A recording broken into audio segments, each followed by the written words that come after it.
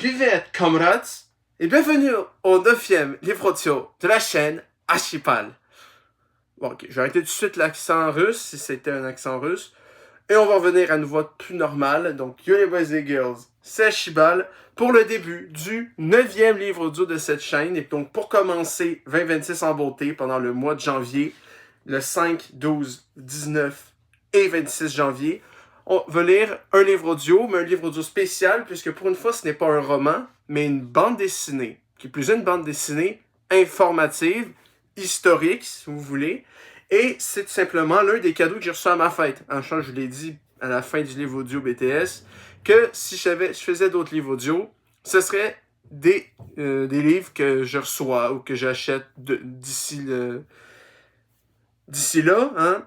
Et donc, à ma fête, de la part de Nicolas, donc merci beaucoup, j'ai reçu le livre Hugo Décrypte en Russie, Hugo Décrypte, ou plutôt de son vrai nom, Hugo Travers, Chris et Coco Pello. Donc, c'est en gros un livre, je veux dire simili-humoristique, il y a quand même un peu d'humour, mais c'est principalement un livre informatif sur l'histoire de la Russie.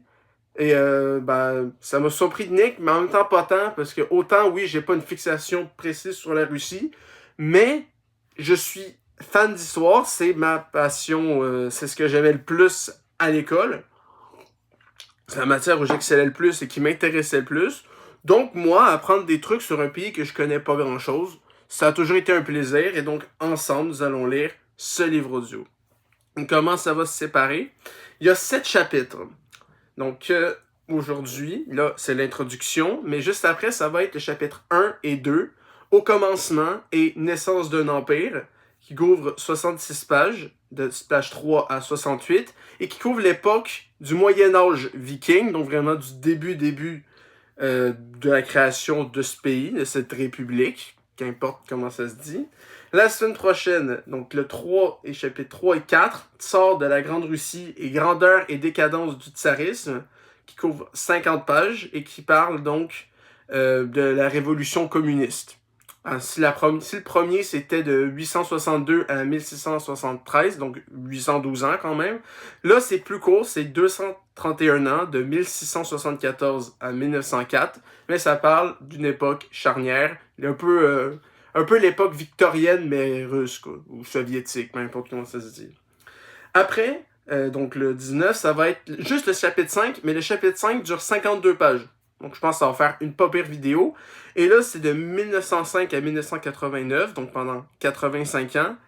Et c'est simplement la période qu'on connaît quand même le plus, en tout cas au moins de nom, la révolution communiste. Voilà, tout simplement. Et la dernière vidéo, donc le 26, il y a les 32 pages du chapitre 6 et 7, donc chute de l'URSS et la guerre de Poutine, qui donc est de 1990 à maintenant, donc depuis 36 ans, et couvre donc le 21e siècle, tout simplement. Et après, il va y avoir la conclusion et ce que je vais faire après. Je ne sais pas encore, on va voir si à la fin du mois, je vais avoir des idées plus claires. Mais pour commencer, hein, on va lire l'intro de ce livre-là, donc la 4e de couverture. Et vous doutez, si c'est une bande dessinée, il y a beaucoup de dessins. Donc, à chaque fois que je vais avoir fini de lire une page, je vais vous montrer l'image, tout simplement. Pourquoi la Russie? Parce que ce pays est un géant dont les frontières, sans cesse redessinées, ont marqué et marquent encore notre histoire et l'actualité. Pour comprendre le présent, je retrace son passé, de la fondation de la Russe au 9e siècle jusqu'à la guerre en Ukraine. Et cette fois-ci, je mets ma caméra de côté. C'est en BD que je pars à la rencontre des acteurs de cette histoire, du chef viking Ryurik à Poutine, en passant par les tsars, les révolutionnaires, les espions et les dirigeants soviétiques. Et vous vous doutez, vu le nom des places, des termes spécifiques ou des personnes, je vais sûrement galérer un peu à lire, donc pardonnez-moi les russophones, je vais un peu en chier pour lire tout ça. Mais je vais faire de mon mieux avec la prononciation la plus plausible possible. Je vous emmène avec moi dans le plus vaste pays du monde pour vous faire découvrir et vous rendre accessible plus de 1000 ans de légendes, de conquêtes, de manipulations et de conflits sans fin. Signé Hugo Décrypte. C'est pas un youtubeur que je suis, mais je le connais quand même bien, donc c'est un honneur pour moi de faire le livre audio de cette bande dessinée. Et quand il dit plus de 1000 ans de légende, c'est très cohérent, j'ai calculé, ça fait 1164 ans. Si on part de 862 à maintenant, on est sur 1164 ans, donc effectivement, plus d'un millénaire. Hugo Décrypte, ou de son vrai nom Hugo Travers, est un média en ligne fondé par Hugo Travers, j'aurais dû fermer ma gueule, pour décrypter, logique vu le nom, et expliquer l'actualité et les enjeux contemporains. Il est aujourd'hui suivi par plus de 20 millions d'abonnés sur YouTube, Instagram ou encore TikTok. Sûrement un des seuls mecs sur TikTok qui nous fait apprendre des affaires. Enfin, à ceux qui l'ont, moi j'ai pas cette connerie, mais bref. Chris, passionné d'histoire, est scénariste de bande dessinée. Il a notamment écrit Un homme est mort avec Étienne Davodo et Notre mère la guerre. Il est l'un des fondateurs de la revue dessinée. Donc Hugo Travers, c'est lui qui a trouvé les informations, qui a eu l'idée de ce livre-là. Chris, c'est celui qui a fait le storyboard, qui a fait une suite logique, une ordre d'histoire dans l'histoire. Et donc Coco Pello, c'est lui qui a fait les dessins. Donc Coco Pello est auteur et dessinateur. Il a publié Palais Bourbon et La Tour de Babel. Et c'est un livre très récent qui est sorti en fin novembre, je crois. Donc c'est le plus récent livre que je vais faire de tous. Donc Chris, Hugo Décrypte et Coco Pello en Russie. La couleur par Christian Leroll et les éditions Alary. Salut, c'est Hugo. Laissez-moi deviner, vous partez en rando? Au premier dessin, un petit truc juste avant le premier chapitre.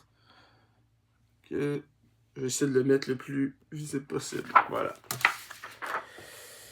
Et ça commence tout de suite, mais avant, est-ce que je lis la fin? Enfin, c'est un peu tous les gens qui ont fait le livre avec eux autres, donc ça compte aussi comme étant l'intro. Hein. Donc, cette bande dessinée est une œuvre collective qui a nécessité plusieurs années de travail. Elle a été réalisée par Hugo Travers et Benjamin Alberto. Né en 1997, Hugo Travers a fondé en 2015, pendant ses études à Sciences Po, le média en ligne Hugo Décrypte pour décrypter, expliquer et résumer l'actualité et les enjeux contemporains. Benjamin Alberto en est le rédacteur en chef. Le média Hugo Décrypte, leader chez les jeunes, est aujourd'hui suivi par plus de 20 millions de personnes sur les plateformes numériques, YouTube, Instagram et TikTok. Son podcast, Les Actus du jour, est le plus écouté en France, en 2024 et 2025.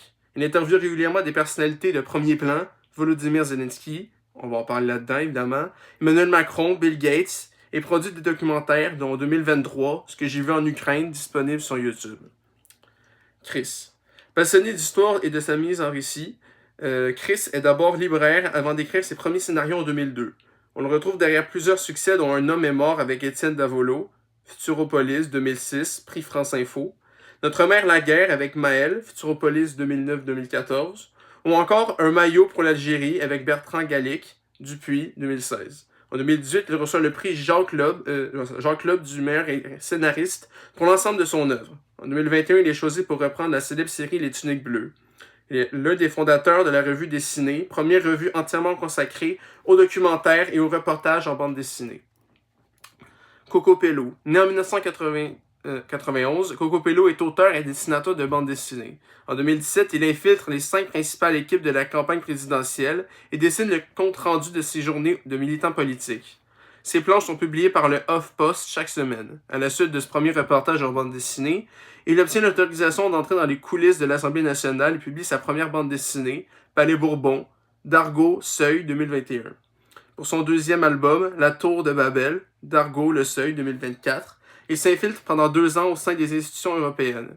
Une enquête au cœur du pouvoir à Bruxelles et Strasbourg qui le mènera jusqu'en Ukraine. Christian Leroll. Né en 1969, Christian découvre la bande dessinée au collège. Il forme le duo Color Twins avec Franck Guréguian et rejoint l'atelier 510 TTC à Reims avec Jean-David Morvan, Sylvain Savoya, Philippe Buchet, Benoît Blary et Thomas Laboureau.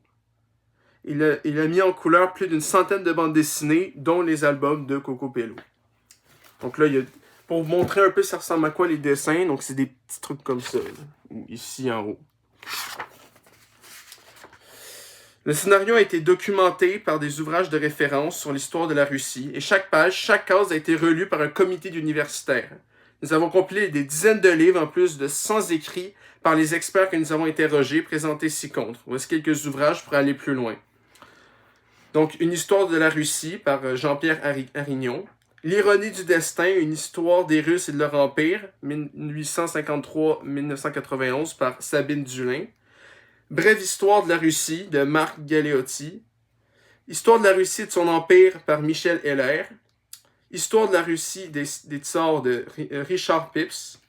L'histoire de la Russie des origines à nos jours de Nicolas Ryasanovsky. La Russie de Pierre le Grand à nos jours de Jean-Paul Scott. Terre de sang, l'Europe entre Hitler et Staline de Timothy Snyder. Et Le cimetière de l'Espérance, essai sur l'histoire de l'Union soviétique, 1914-1991, par Nicolas Wirth. Ils sont à la fois complets et accessibles et vous verrez en les lisant qu'il y avait encore beaucoup à raconter. Mais comme pour les prochaines BD, on voulait que cette histoire tienne en moins de 200 pages. Et pour assurer que toute cette BD est la plus factuelle possible, on a fait relire un comité d'historiennes et d'historiens reconnus pour leurs travaux sur la Russie. Pierre Gonneau, professeur à Sorbonne Université et directeur d'études à l'École pratique des hautes études. Ses recherches portent sur la Russe de Kiev à la Russie moscovite. Il a notamment publié Histoire de la Russie, 1547-1917. Novgorod, Histoire et archéologie d'une époque russe médiévale. Et la guerre russe ou la paix de l'Empire d'Ivan le Terrible à Poutine. Alexandre Sumpf, professeur d'histoire contemporaine à l'Université de Strasbourg. Il a notamment publié De Lénine à Gargarine, une histoire sociale de l'Union soviétique. 1917, pas le film merde, on ne fait plus, mais pas le film sur la Première Guerre mondiale. La Russie et les Russes en révolution. Ou Okhrana, la police secrète des tsars, 1883-1917. Anne de Tinguy, professeure des universités émérites, INALCO, chercheuse au CERI Sciences Po, spécialiste des questions de relations internationales de la Russie et de l'Ukraine. Elle a notamment publié Le géant empêtré, la Russie et le monde de la fin de l'URSS à l'invasion de l'Ukraine, et dirigé la publication de la Russie dans le monde. Et Elena Pavel, doctorante en histoire contemporaine sur la question des femmes dans l'univers concentrationnaire soviétique à l'Université Paris 1 Panthéon-Sorbonne, professeure d'histoire-géographie, coordinatrice académique du CLENI Paris.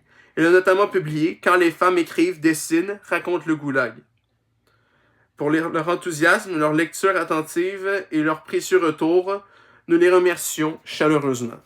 Donc là, encore là, des petites têtes. Ça, c'est des petits dessins à la con, mais quand on va arriver dans la BD, ça va être plus concret, je vous l'assure. Et c'est tout. Là, il y a une autre petite image à la fin.